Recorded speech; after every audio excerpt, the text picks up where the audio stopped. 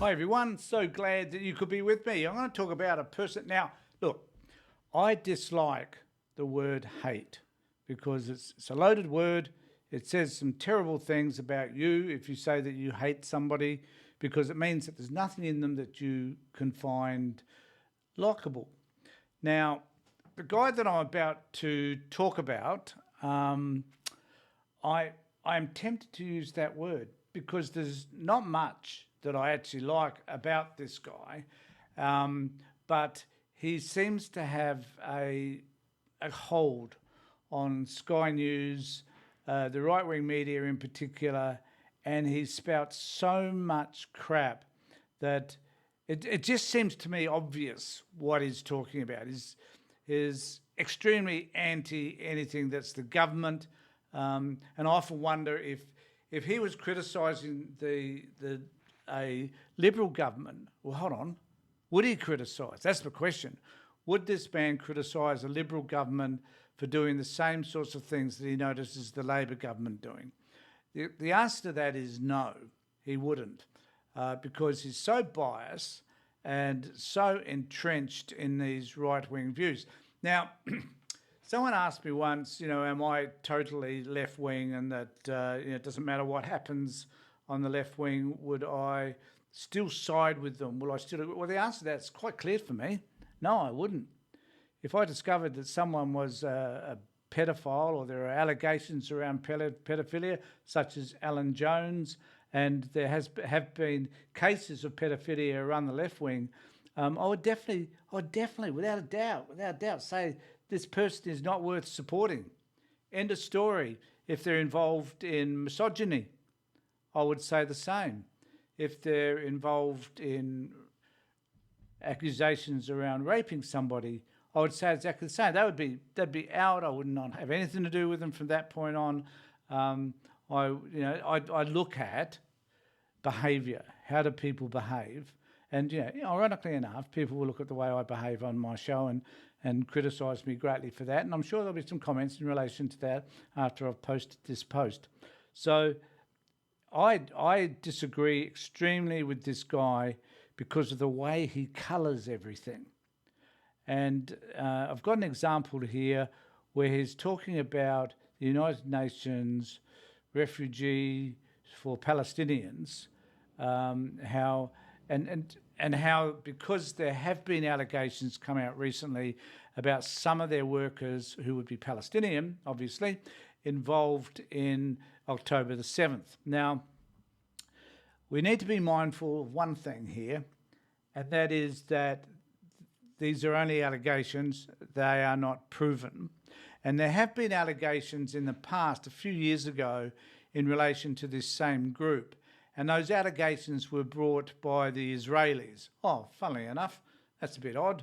However, they were brought by the Israelis and they were proved not to have any foundation whatsoever. Go and Google it, look it up, who cares? But in this case,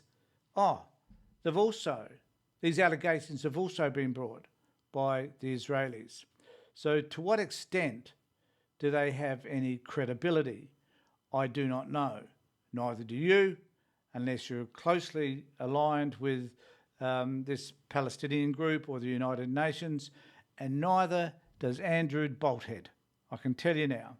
He has just as much of a clue as you and I. But he jumps to these conclusions that are unfounded. Now, I'm not going to suggest for a moment that if a group of people who belong to a particular organisation, United Nations organisation in this case, and a group of people are involved on what happened in October the 7th, I'll be asking, okay, to what extent were they involved?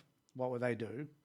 Were they involved in the random shooting of partygoers at this concert or not? Or were they involved in some other capacity, or did they support them? And were they doing that in their own time? Well, this is a stupid thing to say, I know, but were they doing that as an activity of this organisation, or were they doing it because they believe firmly in Hamas and what Hamas were doing, and did they help plan that with Hamas? Are they a part of Hamas? So there's lots of questions that need to be asked about this group of people. The other question to be asked is how many were they? And so the other issue for me, though, is how much of this now $20 million or so that we have given to this organisation, how effective has that been in getting to the people that need it? Now, Andrew Bott here talks about the fact that that money was used for teaching Palestinian children to hate Jews. Now, I'm not suggesting for a moment that there may have been segments of an organisation, we don't know whether they were part of this UN group or not, but there might have been certainly groups who were teaching children that the Jewish people are bad. So I accept that. That happens in all societies. No different, in fact, to Andrew Bolt telling us, in this case, that all Palestinians are bad, and particularly in this case, the United Nations and this particular welfare group. So I will be interested in what you think about this. I'll play a little bit for you of Mr. Bolt doing his thing, and we'll have a look at that, because he makes some interesting assumptions and he draws some interesting conclusions from this whole event, given that he has no or little information about it whatsoever, simply what's been reported and what you and I know. And we don't know all that much. But until we have the full details, until the allegations have been verified or dismissed, we will not know exactly what happened and to what extent, in fact, these people were involved. So let's just have a look at Mr. Bolt, and we'll talk about that as we go through this. Ladies and gentlemen, observe. Look at Penny Wong's shocked face. Now this is where he starts. So the aim is to have a shot at Penny.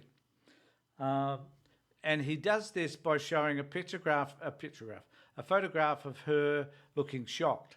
Well, I don't know where this photograph came from, but I can guarantee you almost that it wasn't taken at the time that she had discovered about this United Nations Palestinian refugee group who were allegedly doing what they were supposedly doing.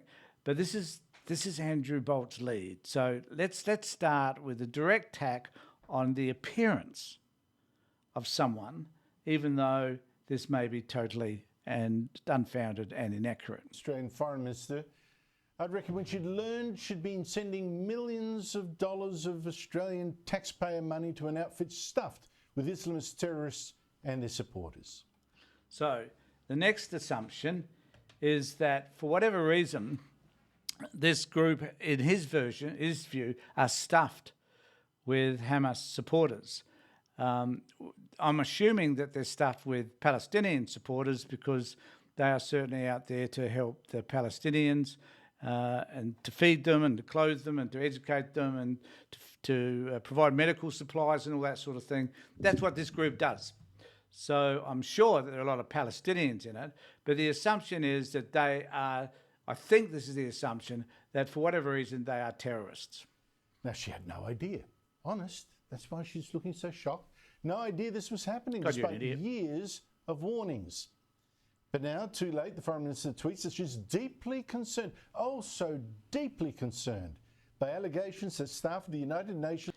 As I said before, there have been other previous allegations which have been investigated and for which there was no severe foundation to substantiate those allegations. So we understand all of that, right?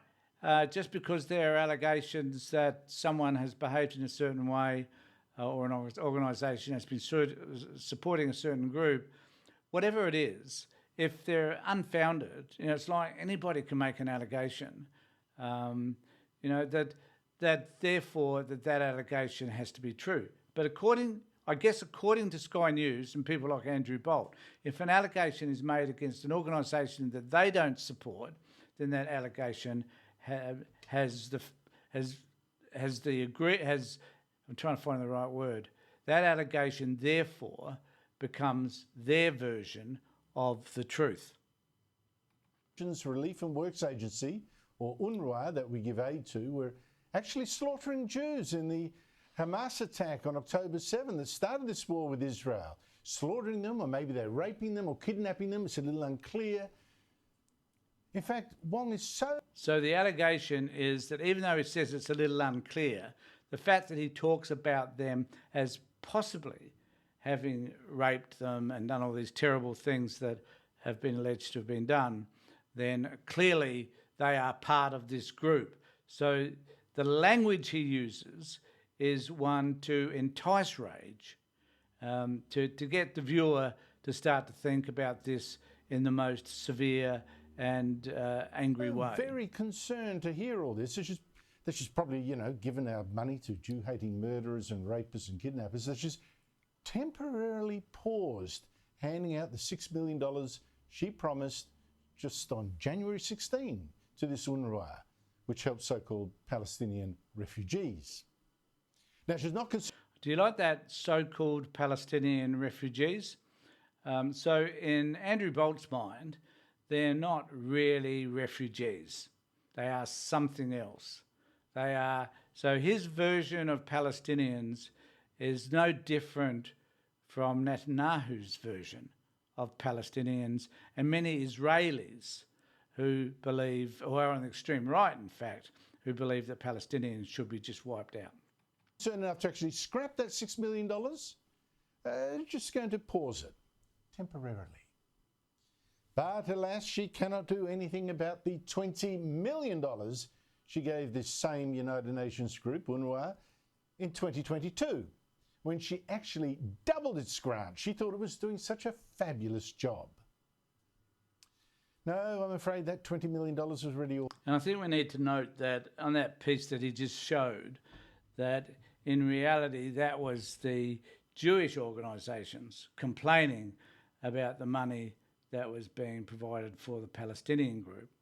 So I just wanted to highlight, I think, the way Andrew Bolt goes about making his presentations, that if he has one side of the argument and only one side of the argument to tell, he'll beat that to death so that he will influence or attempt to influence. This is the issue around Sky News that I particularly find abhorrent, is that they lack the balance that they're supposed to have, and that these opinion people are attacking the other side as vehemently as they can. And the language they use to describe the other side, I find rather horrific. Now, it's okay for someone like me who's a low-end YouTube podcaster to say the things that I want to say about people like Andrew Bolt. And the reason why I do that is that I want to convey the idea that there are people pushing back against these people. A lot of them, in fact. I mean, my Twitter feed is pretty much full of people that find people like Andrew Bolt pretty revolting. And so what do you think? Do you think that, perhaps people like Andrew Bolt have far too much power, far too much influence? There was an article recently which talked about the lack of influence of Murdoch Press. Perhaps they don't have the influence that they think they have. And maybe sometimes the rhetoric that we're seeing and hearing from people like Bolt and others is because they no longer feel that they have the influence on social decisions and the influence on their viewers that they used to have, that they're losing power, and that they're trying to push back against that loss of power by making statements that are pretty damn outlandish, and particularly making statements where they don't have all the facts. So let me know what you think. Subscribe to my channel, ring the bell, all that sort of stuff, and put your comments below. So thanks for being with me, everybody. Take care, look after yourselves, and be safe.